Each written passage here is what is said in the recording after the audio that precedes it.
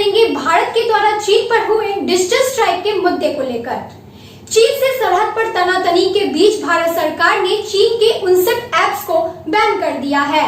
इन apps में लोकप्रिय social platform TikTok, WeChat, Alibaba group का यूसी ब्राउजर भी शामिल है।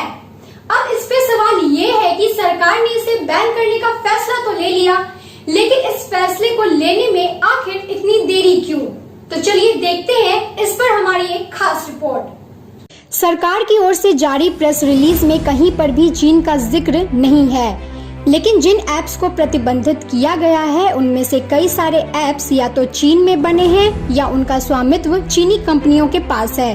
भारत के सूचना एवं प्रसारण मंत्रालय ने अपने बयान में कहा है कि उन्हें कई स्रोतों से इन ऐप्स को लेकर शिकायत मिली थी। एंड्रॉइड और iOS पर ये ऐप्स लोगों के निजी डेटा में भी सेंध लगा रहे थे। इन ऐप्स पर पाबंदी से भारत के मोबाइल और इंटरनेट उपभोक्ता सुरक्षित होंगे। यह भारत की सुरक्षा, अखंडता और संप्रभुता के लिए जरूरी है।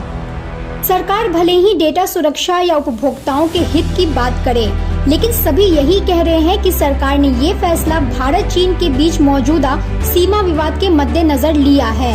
सोशल मीडिया पर चीन के सामान का बहिष्कार करने के कैंपेन चलाए जा रहे हैं। सरकार पर भी दबाव बढ़ रहा था। भारत अब चीन के साथ आर्थिक संबंधों की समीक्षा कर रहा है और इस बैन को इसी समीक्षा से जोड़कर देखा जा रहा है। वहीं डेटा सुरक्षा के जानकार पूछ रहे हैं कि सरकार को अभी ही क्यों डेटा सुरक्षा की फिक्र हो रही है। अगर सरकार इस मुद्दे पर वाकई गंभीर होती तो या तो इसकी इजाजत ही नहीं देती या फिर उस पर पहले ही बैन लगा देती, क्योंकि साइबर विशेषज्ञ तो बहुत पहले से ही सरकार को इस बात के लिए आगाह कर रहे थे।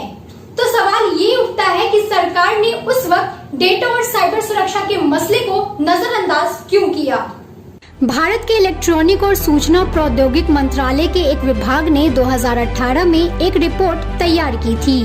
इस रिपोर्ट में बताया गया था कि भारत को साइबर सुरक्षा में सबसे ज्यादा खतरा चीन से है। भारत में 35% साइबर हमले चीन ने ही किए हैं। ये report national security council secretariat और बाकी सुरक्षा एजेंसियों को भेजी गई थी। मीडिया रिपोर्ट्स के मुताबिक इस साल भी खुफिया एजेंसियां चीनी ऐप्स को लेकर भारत सरकार को आगाह कर रही थी। अमेरिका की आर्मी ने भी सरकारी मोबाइल्स पर टिकटॉक बैन कर रखा है और इसके पीछे की वजह साइबर सुरक्षा ही बताई गई है। वहीं भारत सरकार कह रही है कि उन्हें इन ऐप्स को लेकर शिकायत मिली थी और ये ऐप्स यूजर्स का डेटा ले रहे थे। लेकिन 20 मार्च को ही टिकटॉक को लेकर लोकसभा में एक सवाल के जवाब में गृह मंत्रालय ने बताया कि उन्हें अमेरिका से भी टिकटॉक के नेगेटिव प्रभाव को लेकर कोई जानकारी नहीं मिली है।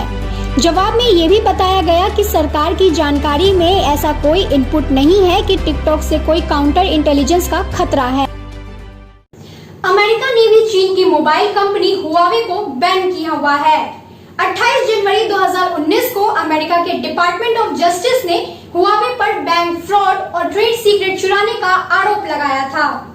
रॉयटर्स समाचार एजेंसी की 9 सितंबर 2019 की खबर के मुताबिक ऑस्ट्रेलिया के सरकारी अधिकारियों ने भी भारत को सलाह दी थी कि वो हुआवे को बैन करें, लेकिन भारत सरकार ने 5G नेटवर्क के ट्रायल के लिए हुआवे को इजाजत दे दी थी।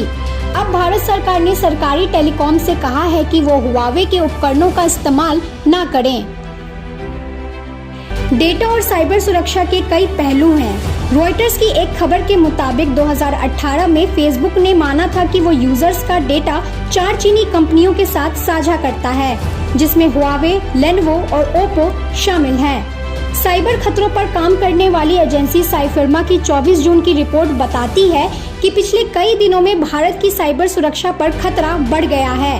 चीन के हैकर ग्रुप्स भारत के बड़े संस्थानों को टारगेट कर रहे हैं।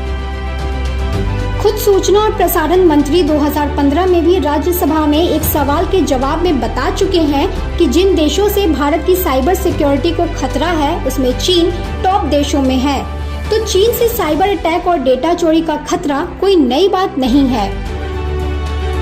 Indian think tank gateway house के निदेशक ब्लाइस फर्नांडिस ने भारत सरकार के इस फैसले पर जापानी मैगजीन एशियन निक्केई रिव्यू से कहा है कि इस पाबंदी से टिकटॉक की पेरेंट कंपनी बाइटडांस प्रभावित होगी।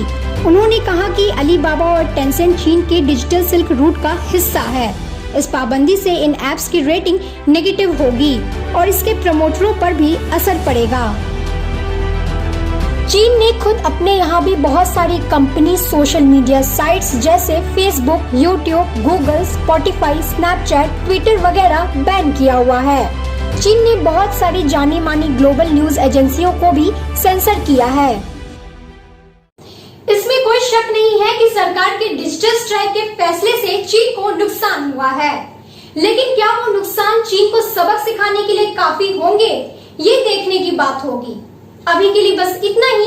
देश और दुनिया की बाकी खबरों के लिए जुड़े रहिए हमारे साथ।